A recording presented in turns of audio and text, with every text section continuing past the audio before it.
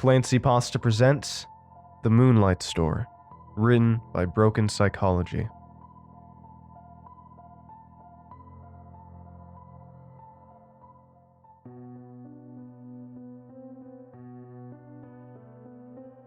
Is there something you always desire to have that you've never been able to afford? Maybe an object from a book or movie that you would give anything to call your own. What if I could tell you of a place where all these things could be found, where you could purchase everything from a cup of coffee to a copy of the Enchiridion, a place older than most civilizations and run by powers beyond our understanding. The following instructions were formed from a collection of records from people who have traveled to such a place, and is a record of not only how to get there, but also some of the treasures that can be found within its vast interiors. Although it has been called many names throughout the years, most modern accounts simply refer to it as the Moonlight Store, for reasons you'll see below. Before reading any further, a word of caution. Although this place specializes in bringing people's wildest fantasies to life, it does not do this in order to make your existence better. This is a business, after all, and the one thing a business must always focus on is the bottom line. They don't want your happiness, they want your payment. To find the Moonlight Store, you must first find an appropriate building that it can inhabit. This can be done at any local chain or mom-and-pop grocer, as long as it closes before midnight. Sorry, Walmart fans, but 24-hour stores won't work. Also, the store you choose cannot be in a strip mall or shopping commons. Management hates the competition. You must be alone to enter, store policy, and you will not need to take anything with you. No electronics, flashlights, or sacrifices will be necessary to gain entry. The only thing you will need is a ride there. Although most vehicles will work, motorcycles and other bikes are not the preferred form of transportation. It's rare for anything to go wrong at the store, but if things do go south, you'll want to drive away in something with a door that locks. Arrive at the chosen destination no sooner than 11:50 p.m. and no later than 11:55 p.m. If you can't make it within that window, simply go home and try again another day. It's recommended to go to a location somewhere other than in your hometown. Bringing them any closer to where you lay your head at night isn't advised. Once there, park in any parking space you wish and kill the car. This shows them you have the intent to shop. Then, all you have to do is close your eyes and wait. See? No fancy conjuring skills or Ouija boards are required. These are businessmen, after all, so there's no point making it difficult to find. And besides, they always want to make the sale. As time passes, you will begin to feel lightheaded, and your skin may even turn cold. Some accounts even tell of whispers being heard outside their cars and what sounds like faint screams in the distance. These kinds of things are all completely normal, and the effects will pass soon. When midnight arrives, a dull light will shine through your closed eyelids. The store is now open, and it's safe to step out of the car. All the light from the night sky will be gone, save for the largest full moon you will have ever seen, hence the name. The only other light will be the warm glow from the fluorescents inside the building before you. The store will look similar from how it did from when you first arrived. However, you won't be able to shake the feeling that something about it is off. The paint won't be quite the same color. The logo outside might have disappeared, and the windows will display new sales banners that you hadn't seen before. Be sure to check these out before you head inside. The item you're looking for could be marked down. Once inside, you'll notice the store is larger than it appears.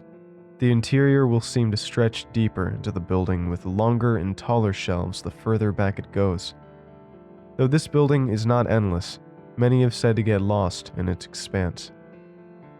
Though there will be other people in the store, you will notice that none of them are other customers. The ones there are workers, and they will all be wearing matching uniforms. This is done to make you feel more comfortable, and makes the staff seem more available to serve you. Don't be fooled, however. Others are there. You just can't see them. The products available are too numerous to list completely, so to make it easier, markers will rest above each aisle's entrance with a general description of what that respective section holds. Some sections include real-world possessions, like alarm clocks or Ferraris, while others hold fictional items, such as the Elder Wand and Pokeballs. Do note, however, that this store only deals with tangible objects, so while it can't make someone fall in love with you on its own, it can provide you with powerful love potions to use. If you're having trouble finding something, the staff is always happy to help, but be aware that although they will guide you to what you desire, they may also try to sell you something else. These are seasoned salesmen who don't like taking no for an answer, and they aren't afraid to use dirty tactics to get you to buy. However, if you're confident in your search and speak firmly to them about what you seek, they'll take you where you need to go. However, if you're seeking something that you've made up in your head, like a pill that will make you invincible, or a patch that lets you breathe underwater, be sure to go to customer service and ask to put in a custom order. They'll do everything they can to make sure you leave satisfied. After you have found what you need, if a staff member is not already with you, you will need to go to the front counter to make your purchase. Prices vary not only based on the item itself, but also on how important the item is to you. For instance, a typical cell phone should only cost you a small fee, but if you are using it to replace someone else's that you broke, the price will rise. I told you, these are seasoned salesmen, and they will read you like a book. They know exactly what you need and why you need it. Each price is made by the staff member in charge of your purchase. Some have been known to be very set on traditional prices for objects, but others, however, are always ready to haggle with the customer. These individuals can be quite understanding and will usually lower the cost, but be careful not to be too demanding. They know you need them more than they need you, and being a rude customer could put you in a dangerous situation. Prices in the past have included nightmares for a week or something low and non-consequential. Higher on the scale, it could cost you 1 month of insomnia or madness. Previous shoppers even talk about having to hear the screams of hell for 1 hour straight. Though it may seem like a good deal for something large, like a new house or superpowers, these people have reported hearing the screams in the backs of their minds for decades following, driving them to a certain degree of insanity. With all that said, if the price for an object seems too high, if that fully functioning time stopper isn't worth guaranteed death by a flesh-eating bacteria, or a clone of your friend's wife isn't worth being attacked every night by coyotes, then you are free to turn down the offer and simply walk away. They will not try to stop you or send you to a special cage in hell for refusing to buy. They will happily let you return to your car and go home. But don't think they do this out of the goodness of their hearts or because it's the honorable thing to do. They do this because they know, sooner or later, you'll be back. And when you do return, it's almost a guarantee that you will pay. There is one thing I forgot to mention, a payment acceptable for all transactions and even encouraged in some. If you can't muster up the courage to pay what is owed, or don't have the strength to endure the suffering that lay before you, you can always ask for store credit. A Faustian bargain that will guarantee you 100 years of happiness with whatever item you've purchased, free of aging, free of disease, and free of any misfortune that could come upon you. There is one catch, of course. At the end of the allotted time, they will come for you. No matter where you are, where you hide, or how much you beg, they will come for you. And trust me when I tell you that death would be preferred over what they will have in store for you. After the deal is made, there are no returns or refunds.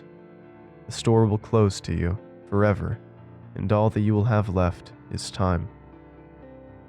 Happy shopping.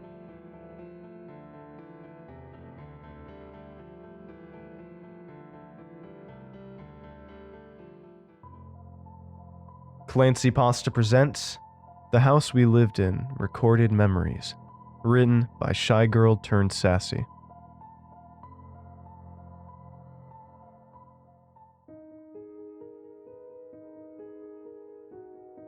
I think I was 10 or 11 when our family moved into a 3-bedroom home. We loved it at first, but as is common with creepy houses, that changed in a hurry. I think our dog noticed something weird way before we did.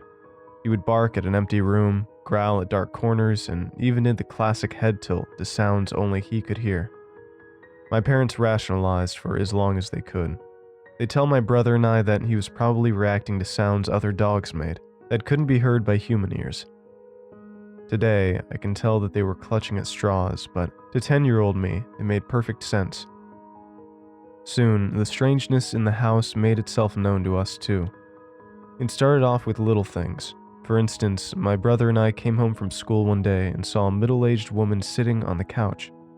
We assumed she was Mom's friend or something and said a polite hello before going off into our rooms to change. Later that day when we asked Mom about her, she didn't know what we were talking about. We'd hear the cries of a baby at night coming from the guest room. Sounds of conversations involving multiple people could be heard from the empty living room. One afternoon, my mom heard a male voice in the garage and assumed at first that it was my dad. Then she remembered that my dad was out of town. She was terrified that it was an intruder. However, a subsequent search for the said intruder, armed with a hammer to defend herself, yielded no results. The sighting that was most common was that of the lady we had seen sitting on our couch. We would often see her in the kitchen or hear her singing to herself as she tended to the garden. We were convinced that the house was haunted. It explained why it had been so ridiculously cheap. My parents did some research to find out if someone had ever died in the house, but as it turned out, the house had been built less than 50 years ago, and a woman in her 70s was the only person to have breathed her last there. Of all the sightings we had had, that of an old woman had not been among them. So, haunting was ruled out. My mom was able to track down the previous owners of the house. They now lived in a different part of town, and the matriarch of that family agreed to speak with her. Mom came straight to the point and asked why they had left. The lady gave the answer my mom had expected. Creepy shit. Mom probed further and asked if they had a baby, if the baby's room was the one they were using as our guest room, if she liked to sing as she worked in the kitchen and garden, etc. The lady replied in affirmatives to all of these.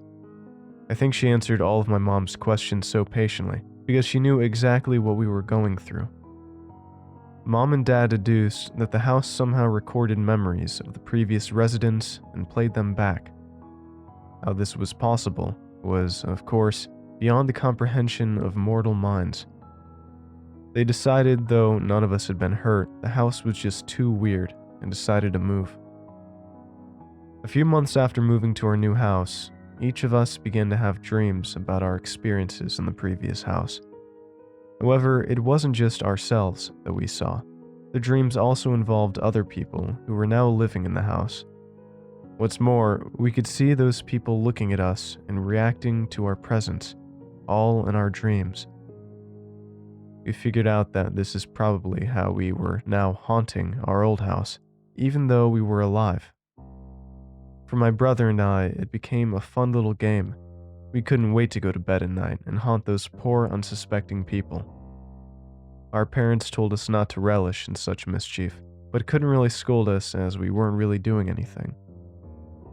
Those dreams lasted about 18 months, the exact same duration of our stay in that house. Today, I can't help but wonder just how many so-called haunted houses are truly haunted by the troubled spirits of the dead, instead of houses simply recording memories and playing them for whoever now resided in them.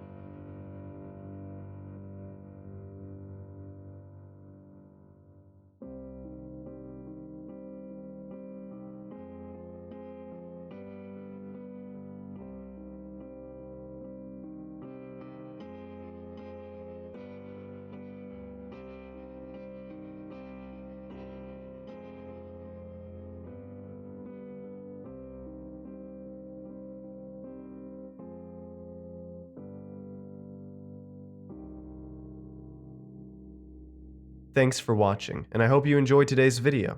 I want to give a huge thanks to all of my supporters over at Patreon and YouTube memberships. Your support makes these narrations possible, and I appreciate it a ton. If you'd like to join these lovely ghouls, you can head on over to my Patreon at patreon.com/ClancyPasta, or click the join button below to become a member. And if you'd like creepy cool shirts, make sure to head on over and check out my official merch store for some awesome tees, hoodies, stickers, and more. Alright, thank you all for watching, and I hope you have a great night. Cheers.